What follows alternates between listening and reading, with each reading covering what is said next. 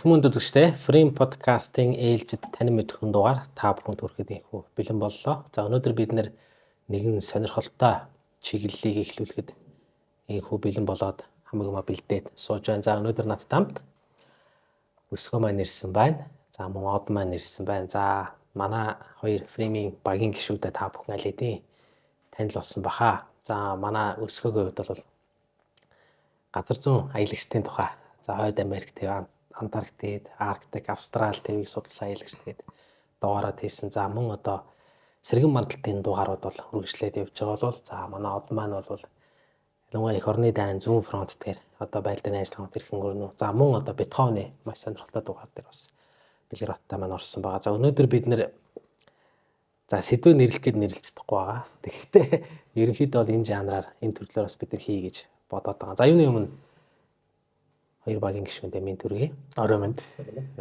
За ер нь улс орны бид нар ингээд одоо Шри-Лангад болсон үйл явдлыг бүгд мэдж байгаа. Тэ? Непалд болсон үйл явдлыг бол мэдж байгаа. За тэрнтэй холбоотой бас бидний энэ бэлдсэн сэдв бас зарим нэгэн талаараа холбогдож магадгүй гэж бид нар бас үзээд байгаа учраас. За тэгэхээр ер нь энэ улс орны хөгжилд за ер нь энэ одоо хувийн хөвшил гэх юм уу да тийм хувийн үйлдвэрлэл гэх юм хувийн бизнес хэрхэн яаж нөлөөлдгийг зөв ашиглал ер нь яаж явах юм буруу ашиглал одоо ямар замаар борж болдгийг за энэтэй холбоотой за аль болох бодит жишээг оруулаад энэ ярилцгаар шийдсэн байна. За тэгэхээр энэ дээр би одоос эхэлж асуумаар байна л да. За гүржийн тухай нэг сонирхолтой ном уншаад биднэрт бас нэг үе ярьж өгöd байсан тийм ээ. Тэгэхээр энэ гүрж гэдэг нэг юм бид нар мэддэг ч юм шиг мөртлөө мэддэг улс. Энэ улсын одоо сайн муу практик жишээ ер нь ямар байна? За энэ Оросын бас нэг судлаач Буркова гэж хүний бичсэн гүржүүд яаж чадваа, хэрхэн чадваа гэдэг нэг юм ном. Гэтэ сансныг бол нэлээд эрт бас манад орчуулгуудад хэвлэгдсэн байсан юм ном баг. Нэг бараг 10 жилийн өмнө хэвлэгдсэн. Тэгээ энэ номон дээр ер нь бол одоо 2004-өөс 2008 оны хооронд явсан гүржийн эдийн засгийн өөрчлөлт ер нь зөвхөн эдийн засгч биш одоо улс орны хэмжээний томоохон өөрчлөлт хэрхэн явагдаж чадсан бэ? Юу болсон бэ гэдэг талаар ном үзэж одоо унш судлалаа л да. Тэгээд энэ дээр их сонирхолтой жишээнүүд байна. Тэгээд бас өнөөдөр энэ талаар ярилцах болсондоос их баяртай байна гэж тийм. Яг хувийн хөвшил гэхээр юу гэж ойлгож байна гэхээр ер нь бид нар чинь зөвхөн бүх зүйл төрөөс хамааралтай юм одоо ертөнцид ийм улс орнд амьдарч байлаа шүү дээ тийм. Тэгээд одоо ардчлаарсан улс орны улс төрийн чиг хандлага өөрчлөгдсөн. Одоо бид нэр хүн хүссэн хүн өөрийн компани байгуулад өөрийн бизнес хийгээд амьдрахын боломжтой нэг талаар их сайхан нийгэмд амьдарч байна тийм. Тэгэхээр гэхдээ энийг бас одоо ямар байдлаар явах хэвтэй одоо аль чиглэл салбарууд нь төрд байх хэвтэй гэдэг ийм асуудал бас зөндөө дурдж байсан л да. За гүржийн шин дээр энэ яг яаж гарч ирж байна? Одоо гүрж гэдэг маань яг хөө миний төсөөлж байгаагаар бол энэ хитрхи бас ингээд нөө хөгжлөн ирээд иргэн тойрныхоо хөрш орнуудынхаа анхаарлыг нэлээд татсан болов сайн болов муу талаараа тийм ээ. Тэгэхээр ингээд илүү тодорхой гүнд нь ороод ирвэл за гүрж маань өөрөө одоо хуучин бидний мэддэг те зөвлөл социалист бүгд найрамд холбоот улсын одоо нэг ийм республик гэж ярьдаг те бүгд найрамд улс байсан. Ийм улс байсан. За нөгөө Эдуард Шеварднадзе гэдэг бид нар түүхээр их үздэг ийм улс байсан. Тэгээ энэ улс маань одоо бас тусгаар тогтноод тэгээд маш их ийм одоо төрийн одоо хамааралтай бизнесүүд нь явж эхэлсэн. Тэгээд төрийн оролцоо маш их байсан. Тэгээд энэс шалтгаалаад ер нь аливаа газар төрийн оролцоо их байхаар авилгал гэдэг зүйл бол одоо ялтгай аргагүй ингээд тэгээд дагалдж ирдэг зүйл юм байна л да. Тэгээд гүржиж гэсэн бас тийм нөхцөл байдал одоо байсан. Дээрээс нь одоо гадаад орнуудын нөлөө тийм ээ Оросын нөлөө ч гэх юм уу. Улс төрийн нөхцөл байдлууд их төвөгтэй байсан. За одоо өөрөөсөө хамааруулах гэсэн юм оролдлогод бас их явж ирсэн. Магадгүй өнөөдөр ч гэсэн бас нэлээд хэмжээгээр байгаа байх гэж харж байгаа. Тэгээд дээрэс нь одоо энэ байдлаар цаашд явах боломжгүй болсон яхаарахгүй. Тийм учраас одоо Михаил Саакашвили гэж хүнийг бид нар мэднэ тийм ээ. Энэ хүний одоо сарнай хувьсгал гэж нэрлэгдээд байгаа. Тухайн үеийн их олон хувьсгал явлаа шүү дээ.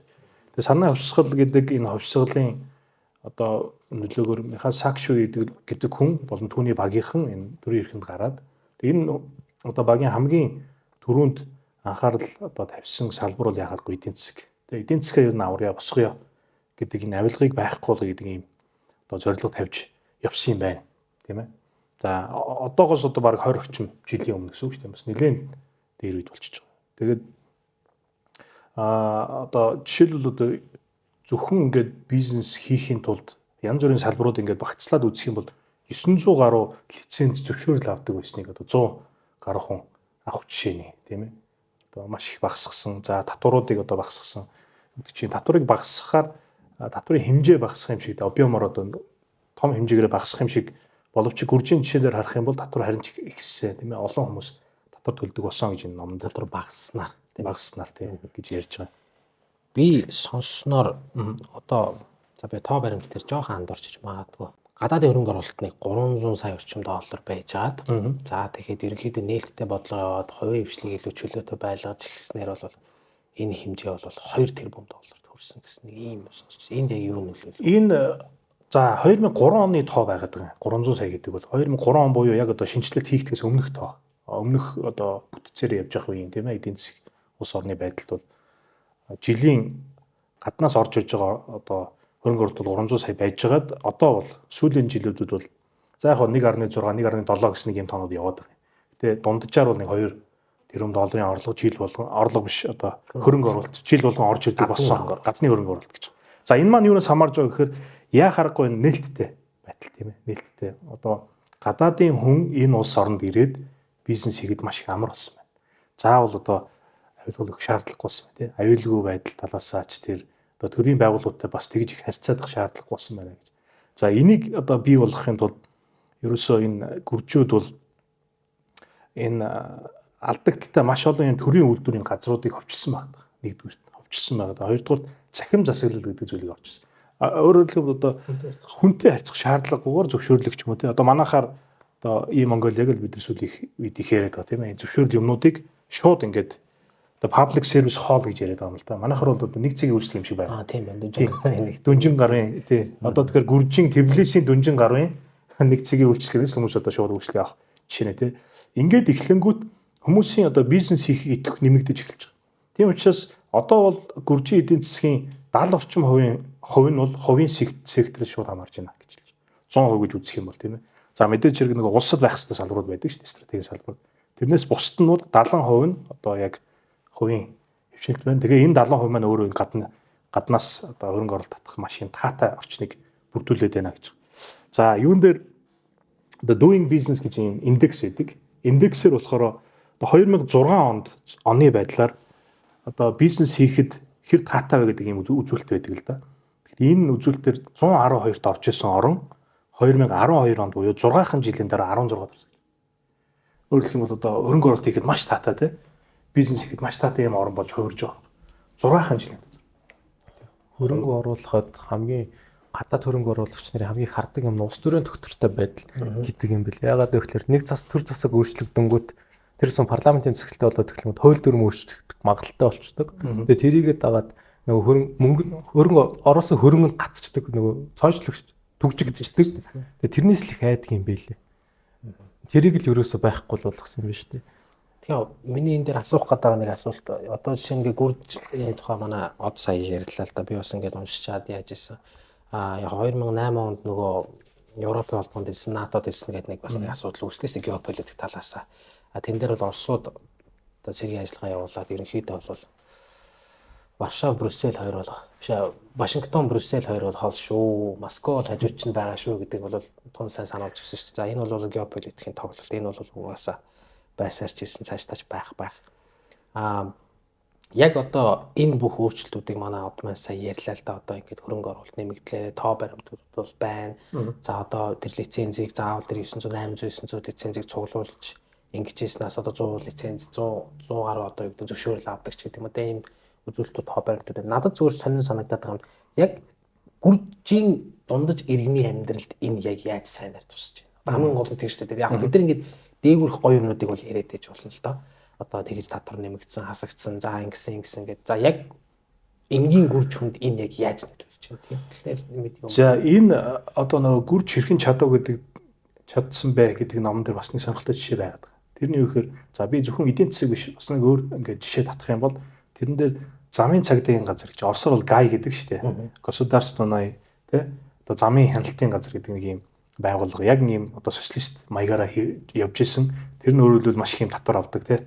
Одоо авилгал авдаг, бэлнээр торгуул авдаг ч юм уу. Энэ бол маш том асуудал байсан юм байна гүржид.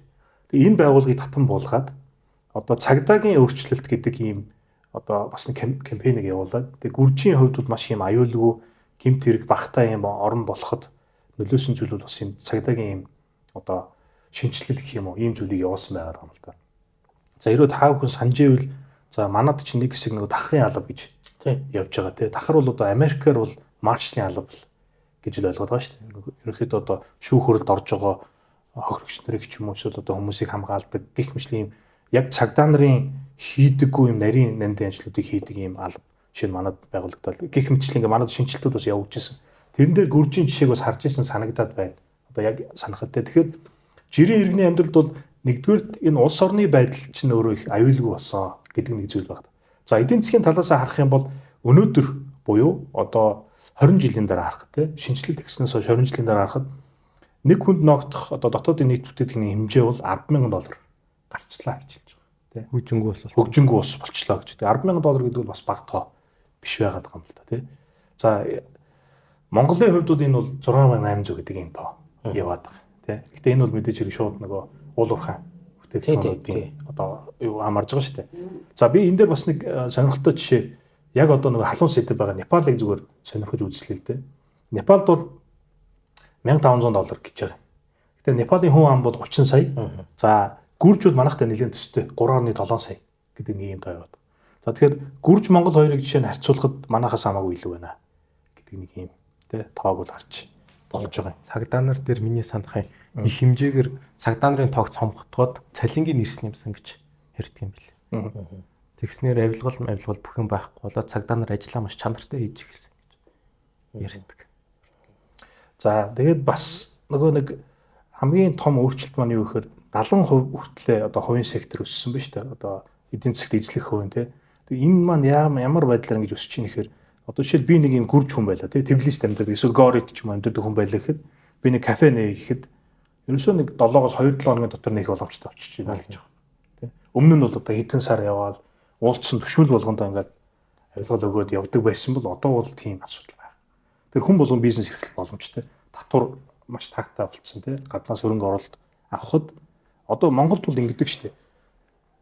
Хэдэн сар жилээр ингээд гадныхантай яриад хөрөнгө оруулалт авъя гэдэг ингээд бөө юм болдог тий. Зарим нь хилтэй бол өөртөө яриад хэлгүй бол орчуулагчаар дамжуулаад маш их зардал мөнгө ширэгдэл болоод за нэг юм зөвшөөрдөг тий. Одоо юу гэдэг чинь за $1 сая, за $500,000 хөрөнгө оруулъя. Тэнгүүд манай ингээд нэг сонгуул мангуул хамаг юмнууд маань нөлөөлөөд за боллоо ч гэдэг тий. Эсвэл нэг газар нэрэл танах шууд татвараа төлөх. Эхэлж бизнес эхэлж амжаагүй байхад татвараа бараг төлөх шахуу болчихдог ч гэдэг. Тэр ийм зовлонгоос ангиж чичгээр хувийн амьдрал төрүүлж чинь асар том давуу тал гарч ижээ л гэж хараад байна л да. За өсгөөгөө жоох ухмаар байна. За ухаатах ч юм байхгүй тий. Йоо шар өсөл. За Египтийг хоёлаа ярьжсэн тий. Нэг зүгээр сонирхоо ярьжсэн. Египт дээрийг сонирхолтой тийм аргумент жишээнүүд гарч ирээд байгаа юм л да. Тэгэхээр Египтийн талаар ярил. Египт их сонирхолтой нь юу гэхээр Монголтой их төстэй байгаа байхгүй. Яг тэгэхээр эдийн засгийн бүтцийг нь харж үзсэнгүүд Монголтой адилхан нөгөө юм бүтээдгүй байгаа юмаа зардаг нэг бол түрээсэлдэг. Одоо гол орлогын хүү сувгийг бодож үзсэн бол Суэцийн сувгаар $10 тэрбум олдог жилдээ. Тэгэхээр тэр бол татвараар шүү дээ. Татвараар явж өнгөрсөн онгоцоо гэсэн үг шүү дээ. За тэгээ хоёр дахь гол салбар нь бол аялал жуулчлал. Аялал жуулчлал бол юм бүтээхгүй шүү дээ. Жуулчны үүргийг гүйцэтгэж байгаа учраас нөгөө нэг нэмэн үн шингэсэн бүтээгдэхүүнүүдийг үйлдвэрлэх салбар гэсэн үг. Тэгээд түүний ард дээрээс болонгоо нөгөө үйлдвэрлэлүүд нь ороод ирдэг. Тийм манайхтай жоохон төстэй эдийн засгийн бүтцтэй орлого жуулчлал нь баг 20% бүрдүүлдэг гэж би нэг хэлж яалаа. Тийм. Тайландын хувьд бас нэлээд өндөр байх хэвээр тий. Тайландын гол нь бас хөдөө аж ахуй эзэлдэг. Египт ч хөдөө аж ахуй юм уу? Тийм болохоор нөгөө Орос Украины дайнаас хамаарад буудаага авч чадхаа болоод хоол хүнс муутай болоод байгаа. Бас эдийн засаг нь муутж байгаа нь бас өөрсдөнтэй хамааралтай биш. Гадны нөлөөнүүд их орж ирдэг. Тэгээ нэг сонирхолтой юм нь юу гэхээр 1954 билүү 52 онд монарха буюу хаан засаглалаа унгаагаад цэргийн засаглалтай болсон ус байхгүй. Тэгээ одоо л цэргийн засаглалтай байгаа. 2011 онд Сисимания гэдэг юм болсон. Тэр бол тухайн генерал ерөнхийлөгч авч хаяад төрийг өөртөө үүсэн кудета гэдэг юм болсон байхгүй. Тий, кудета. Төрийн эргэлт юм да. Төрийн эргэлт болсон. За тэгээд үүний ард дээрээс төрийг эрчимтэйгээр цэрэгжүүлж эхэлсэн байхгүй. Үгүй эдийн засгийг эрчимтэйгээр цэрэгжүүлж эхэлсэн. Эдийг засаглахдаа цэрэгээр засаглаж эхэлсэн гэсэн үг. Одоо манайхны хэлдэг нь хатуу гараар эдийн засгаа явуулж эхэлсэн гэсэн үг л дээ. Тэгээ үүний гороор юу болсон бэ гэхээр цэрэг байхгүй салбар авах болсон. Ингээ бүх салбарт үйлдвэрлэл, entertainment салбар, одоо цэргүүд байх шаардлагагүй салбар тийм үйлчилгээний салбар бүх юм цэргүүд ороод ирсэн. Тэгээ цэргүүтээ өрсөлдөн гэдэг айгүй хэцүү юм байна. Яагаад гэвэл цэргийн байгуулагч өөрөө татвар төлдөг, татвар ашигладаг байгууллага ороод эхлэнгүүт чинь өрсөлдөөн шал өөр болчихно. Нөгөө хувийн хвшлийн байгууллагууд ч гүйцэгэ болоод эхэлсэн. Татвараа төлн, зардал жиргэлтэнд илтгэхгүй. Тэгсэн нөгөө талд нь цэргүүд нь татварын мөнгийг ашиглаад ингээ бага залгаал яваад байсан. Үүний гороор бол Египет юу болсон бэ гэхээр одоо судалгаагаар бол нийт хүн иргэдийнх нь 3/1 нь өдрийн 6,000 хүрэхгүй төгрөгөөр амьдардаг. Одоо $2 хүрэхгүй төгрөгөөр тий. Энэ одоо 100 гаруй сая хүн хамтаа болсон шүү дээ тий. Тэгээ нүүбийн юугаар бол стандартаар бол энэ бол нэм буурай гэсэн үг. Үлдсэн нөгөө 3/1 нь болонгууд энэ нөгөө 3/1-тэйгээ нийлэх магадaltaй болсон. Нэм буурай болох өндөр магадaltaй болсон. Ийм эдийн засгийн асуудалтай болчихсон улс байхгүй.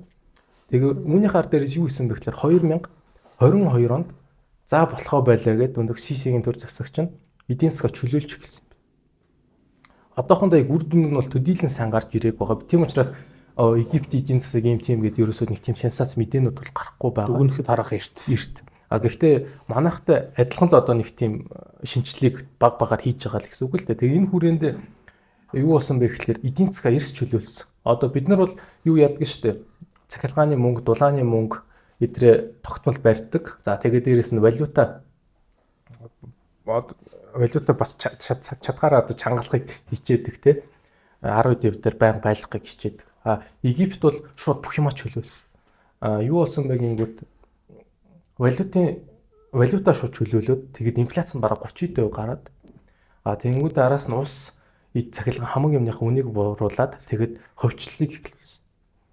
Одоо тэг энэ нь ингэ явж байгаа. За үүнийхээ ачаар бол инфляц нь одоо бол өөр өмнөхөөс 3-4 дахин бага болчихсон. Эдийн засаг нь багаар тогтворж эхэлж байгаа. Гэсэн чинь нөгөө геополитикийн асуудлууд орж ирээд буцаад уруудаад эхэлсэн. Гэлээ гэхдээ гандан буурахгүй өсөөд одоо юу ч гэдгийг аялал жуулчлалын салбар нь түүхэндээ хэмжээндээ хүрсэн гэдэг ч юм 15 сая хүн ирсэн. Сая 1 жил. Нэг жил явагдсан. Одоо манай монголч сая 8 сар 800 мянган хүрсэн. 650 мянган. За тийм тоо байгаад байгаа. 8 сарын хэмжээнтэй. Нэгээс 8 сар, ихний 8 сарын хэмжээнд. Үгүй 8 зөвхөн 8 сар. Зөвхөн 8 сар зогоонтой.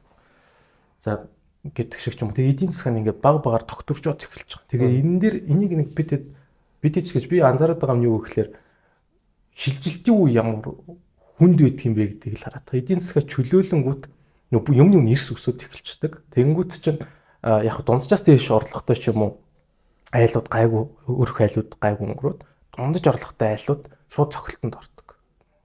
Ягаад гэвэл тэдний халаасан дах мөнгө нь л одоо нэмэгрээд ийн гэсэн үг байхгүй.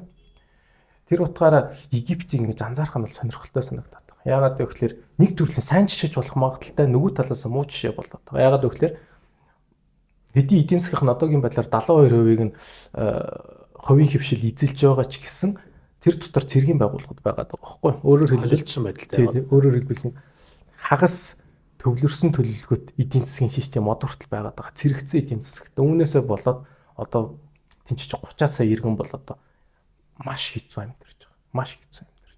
Тэгээ энийг л одоо анзаараад байгаа. Хэрвээ энэ шинжилгүүд нь амжилттай болоод төр засгийн сулраад ингээ яваад багаар ингээ айжмаар өөдлөөд яваад Африкийн одоо дундаж ус дэлхийн ус болоо яваад байгаа шүү дээ. Энээсээ халиад бүс нутгийнхаа гол тоглогчдын нэг болоо хөвчл одоо Арабын нэгдсэн Эмираттай дүүцгүүц хэмжээний ус болоод эхэлжүүл бас асуудал өөрөөр яригдчих эхлэх боломжтой болоогүй. Ямар ч нэг шилжилтийн нэг завсрын үеийг нь л их сонирхож хараад байгаа. Газар зүйн байрлалын хувьд ч гэсэн Египет бас их сонирхолтой газар байрладаг юм улс шүү дээ. Тэгээд өөрөө тэг газар зүйн хөвдөл нь Египтэд бас нийл мөрний сав газар. За тэгээ Суэцийн сувг гэдэг чинь өөрөө маш чухал. Суэцийн сувг хоёроо бас. Тэгээд одоо дээрээс нь тэр Синаа хойг одоо Израильтай чиглэл Синаа сүлгээл яриад байдаг. Тэгэхээр Египтийн газар зүйн хөвдөл өөрөө бас нэлээд сонирхолтой. Ийм хөвдөлтэй мусалтай юм цүл. Тэ сахарын цүлийн хойд хэсэгт гэдэг юм. тий яг нэг өнөөдрийн сэдвтэй холбогдохгүй ч гэсэн одоо 6 өдрийн дайн ч гэх юм одоо бидний мэддэг юм зүгээр харах юм бол тий энэ ч бас их сонирхолтой улс шүү дээ тий 80 оны тэр бослог байна тий гинт ингээд парад явж байгаад гинт одоо автомашинаас бууж ирээд буудаад нөгөө юугаа ерөнхийлөгчөө асаасан хийчдэг тий гих мэтлэг гэдэг олон юм сонирхолтой түүхтэй улс харагдаад байгаа юм даа. Энэ дээр бас нэг судалж ийсэн. Манай дэлгэр бат манаас нэг цохуулгаад гаргаж ирж ийсэн даа. Яг нөгөө Эстон гэдэг улс байгаа тийм зөвлөлт улсын бүрэлдэхүүнд одоо хамгийн түрүүнд салсан Балтийн 3 улсын нэг баг. Энэ Балтийн улсууд ч хамгийн түрүүнд гарсан шүү дээ. Эстон болон Беларусын жишээг хэвчүүлж ийсэн. Зүгээр тэрийг ингээ контраст гаргаад ч юм уу сөргүүлээд ингээ тавьбал юу ярьж болох вэ? Эстон бол яаж хийсэн л да. Зөвлөлт холбоот улсаас гаргуугүй юу шууд бүх юм хөвчлээд эхэлсэн. Эрчимтэйгээр хөвчилж эхлээд тэгээ цахим засаглал руу хамгийн ирчилсэн улс байхгүй Европ ялбаа. Маш олон оронд жишээ болж байгаа улс шүү дээ. Цахим засгаар бол хувийн үйлдвэрүүдэл, хувийн хвшлүүдэл нэлээд дэмжсэн юм шүү тийм үү. Бүгднгийн зарсан. Одоо төрийн өмчөд 7хан байгууллага байна. Фермүүд байгаа. Тэрийг одоо зарах гэж байгаа 24 оноос.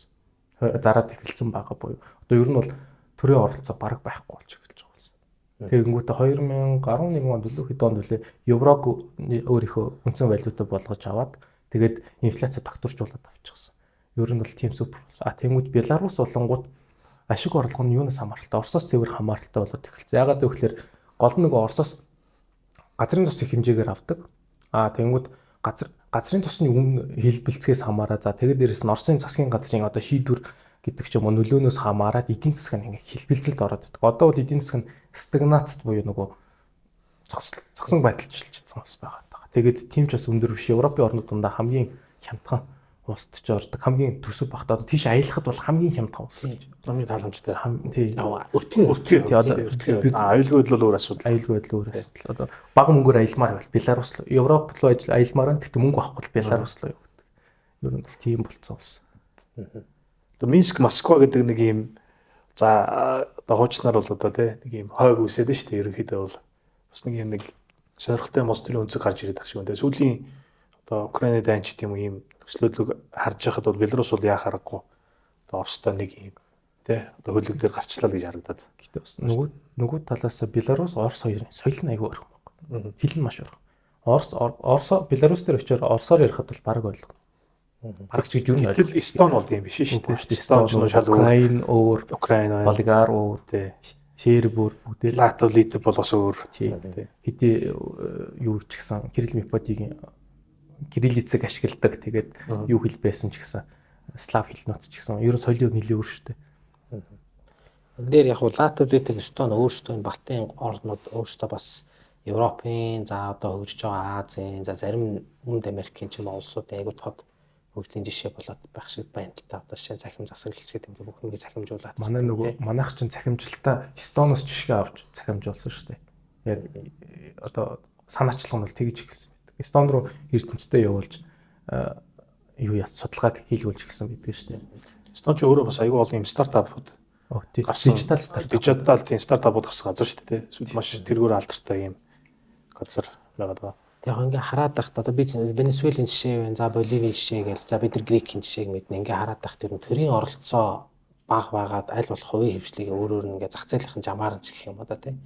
Ингээд яваалаад хахад бас ингээд нэг хөгжлийн айгүй олон цонх боломж гарцууд нэгдэт байгаа юм болов уу гэж ерөнхийдөө.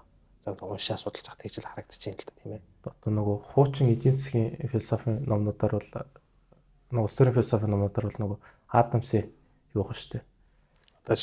Адам Смитийн нөгөө нэг үл үзэгдэгч гарын онол байгаа шүү дээ. Эдийн засаг өөрийгөө зохицуулаад явцдаг. Зүйлээ хаашууд өөрөөсөө зохицуулаад явцдаг. Тэрэн дунд ингээ хүн ороод зохицуулаад эхлэхээр л хүчээр оролдох гээд эхлэхээр л одоо тогтворгүй байдлууд үүсээд эхэлдэг гэдэг ч юм уу. Аль эртнээслийн тухай яриад эхэлсэн л байдаг. Яг хөө Кинзи онлонлыг бас сөрөж тавьдаг юм би л дээ би.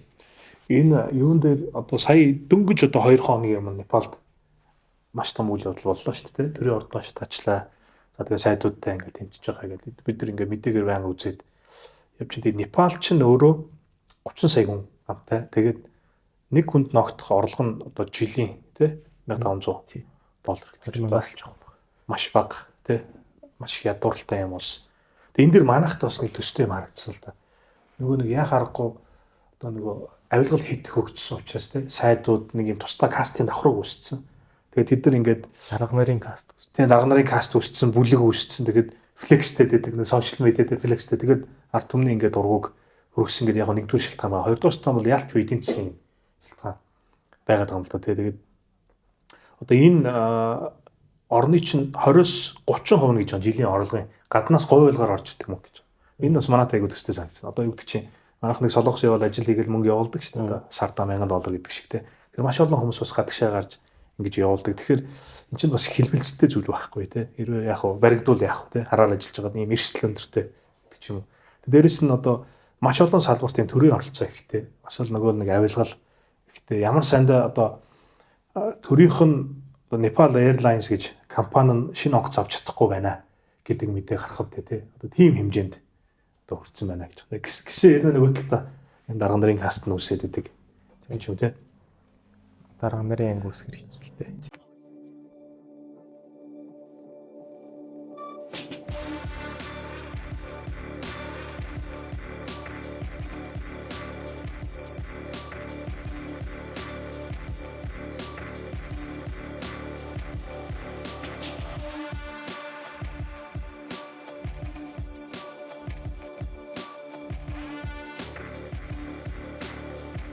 Triton Sport хэвлэлтэй спорт хувцсны үйлдвэр. Тэгэхээр ерөнхийдөө улс гэдэг бол одоо авилгалд тийм ээ идэгдэх төрийн оролцоо маш их байх одоо хувийн хвшлийг хяж хавчих татвараар ингэж дарамтлах тийм байх нь ямар хэцүү байдаг биднээс Непалаас харж ах шиг байна. Тэгээд ерөнхийдөө манай подкастаас дугаараас бол бас Аргентины талаар ярьсан дээ удахгүй энэ дугаар орох хаа. Тэгээд энэ дээр бас их сонирхолтой жишээнүүдийг бас дурдж өгсөн орж. Манай мөнх манлаа оролцсон. Мөнх манлаа минь оролцсон тий. Эдийн засгийг чөлөөлөх дээр бас сонирхолтой. Эдийн засгийг зүгээр чөлөөлөд орхичгоор бас нэг өөр. Чөлөөснийх нь ар дээрээ санхүү мөнгөөр хангах боломжийг нь бүсгэн гэдэг бас нэг өөр. Ягаад гэвэл Америк нэгдсэн улсыг ийм амжилттай яваад байгаа нэг шалтгаан нь юу вэ гэсэн чинь 100-аас нэг 10% ажиллах магадaltaй одоо бизнесийн санаан дээр ямар ч хөрөнгөө хүн 1 саяас 15 сая доллар асуудалгүй босгох боломжтой гэж байгаа. Өөрөөр хэлбэл тэнцвэр бол эрсдлийг дэмждэг газар. Тэнгүүд нөгөө 1000 эдийн засгаа чөлөөлөөд эрсдэл дэмжих боломжгүй хүмүүс нь мөнгө харамдлаад өгдөггүй мөнгөний эргэлт байдгүй газар бас юм хөгждөггүй явдаггүй мөнгө нь гацчдаг бас тийм бас асуудал бас байгаад байгаа. Тэнгүүд нөгөө альва нэгэн юмн дээр балансыг нь тогтмол барьж явахгүй бол ингээл чөлөөлнө гэдээ туушраад байвал бас хэцүү. Ягаад гэвэл чөлөөлнө гэдэг бол төрийн өмчт компаниудыг ямар нэгэн байдлаар ховчлуулнаа л гэсэн үг. Тэнгүүд улс төр тэнгүүд чинь Египтээр энэ асуудал тавигдаад байгаа. Ягаад гэвэл төрийн өмчт компаниудаас ховчилж эхлэнгүүт нөгөө цэрэгтэй амралтай нөхдүүд чинь хувийн компани болгож худалдаж авах гэдэг байгаа байхгүй. Тэнгүүд энэ их асуудал юм гэдэг. Энтэй адилханаар бас чөлөөлнө гэдээ хамаагүй чөлөөлөөд тэрний горыг манай улс бас амссан шүү дээ. Маш олон гой байгууллагууд үйлдвэрүүдийг бол цэнхэр ягаан тасалбар тий төхөөрөмжүүдийг нь урагшаа гаргаж зарсан гонигтай түүх бас байдаг шүү дээ. Тэрийг бас давтах боломжтой. Бас хамаагүй чөлөөлийг нь тэгээд яваад байл. За өсгөөдөө оддоо баярлалаа. Өнөөдөр бас сонирхолтой жишээнүүдийг ялангуяа энэ эдийн засгийн салбар дээр юм сонирхолтой жишээнүүд. За ер нь төр хувийн хвшил одоо чинь төрийн оролцоог бахаар практик жишээ ямар байдгийг. За хувийн хвшлийг чөлөөлнө гэдэг чөлөөлөхтэй бас яаж чөлөөлөх юм те. Хувийн хвшлийг хэрхэн яаж дэмжих үү гэдэг энэ тал дээр бол сонирхолтой жишээ авч ярьсанд баярлалаа. Тэгээд манай Free подкастын энэ төрлийн дугаарууд цаашаа үргэлжлэнэ. За бид нэр цаашдаа дараагийнхаа дугааруудад одоо Венесуэлийг сонирхолтой жишээ байгаа. За Зимбабве гэдэг нэг маш сонирхолтой жишээ бас бид нэр судлаад байгаа. За мөн одоо Чили байна. За Аргентин, за мөн одоо Боливи гэсэн ийм сонирхолтой жишээнүүдийг одоо авч цаашдаа Free подкастын зүгээс одоо эдийн засгийн яг энэ хүү энэ ойлголтуудыг зөвхөн хөнгөхнөр ингэж тайлбарлах юм дугаарууд бол үргэлжилж явна гэдгийг та бүхэнд дуулгахад таатай байна. За ингээд өнөөдрийн дугаар энэ хүрээд өндөрлөж байна. Та бүхэн бас комент хэсгээр өөрсдийнхөө одоо санаа сэтгэлийг чөлөөтэй бичээрэй. Ингээд дараагийнхаа дугаараар уулзцгаая.